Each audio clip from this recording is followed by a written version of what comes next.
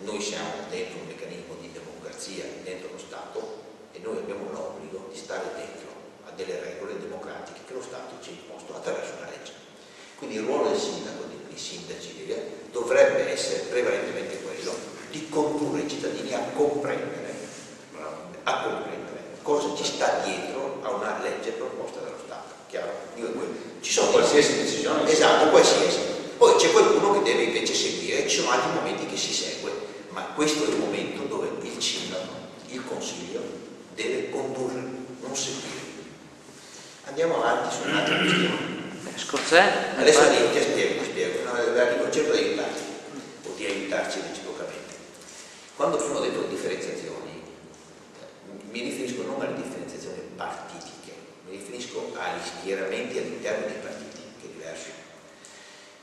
Quello che sta succedendo a Portogruaro e il voto contrario del comune di Portogruaro, dell'opposizione, nasce dalla scissione del PDL di Portogruaro Più, e sappiamo che Portogruaro Più fa riferimento a Teso, e sappiamo che Teso nella Veneto orientale, dove ha dei suoi consiglieri comunali, dà come l'altrimenti inizio a votare no, a prescindere, chiaro, così come Stivali. Ma i due consiglieri del PDL hanno votato contro. Allora, i consiglieri del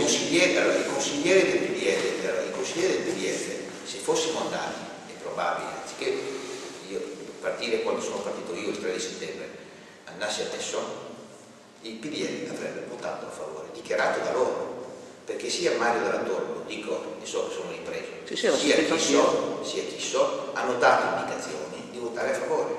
Poi i problemi politici interni non contano molto, però il PDL ha avuto il coraggio in tutti i comuni piccoli, fino a Friuli, a sostenere attraverso i sindaci di sua espressione, ha compreso Cito, di proporre un ordine del giorno della città metropolitana. Allora, quindi il PDL unito vuole la città metropolitana, il PD unito vuole la città metropolitana, la Lega unita non vuole la città metropolitana, all'interno di alcune forze politiche. Non è che non la vuole, mette una serie di condizioni. No, perché sanno anche loro, hanno detto che ci piscono dentro, non è che dicono io vado fuori. Sandonà aveva detto che voleva andare sotto Treviso, poi ha fatto retromarcia, ha detto noi restiamo qua sotto Venezia. Zanetti, dentro ci sono dentro le elezioni amministrative del 2013, le elezioni politiche del 2013. Quindi quando dico che io non condivido o faccio fatica a condividere, se non sono motivate a sufficienza, di diversità di schieramento all'interno della forza politica.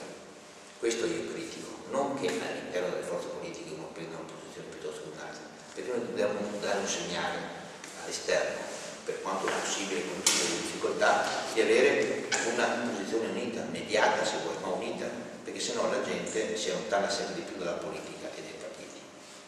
E ne abbiamo esempi in questi giorni, perché quello che sta succedendo in questi giorni è frutto che noi dobbiamo pagare un prezzo molto elevato rispetto all'incapacità del passato di avvicinare i cittadini alla politica.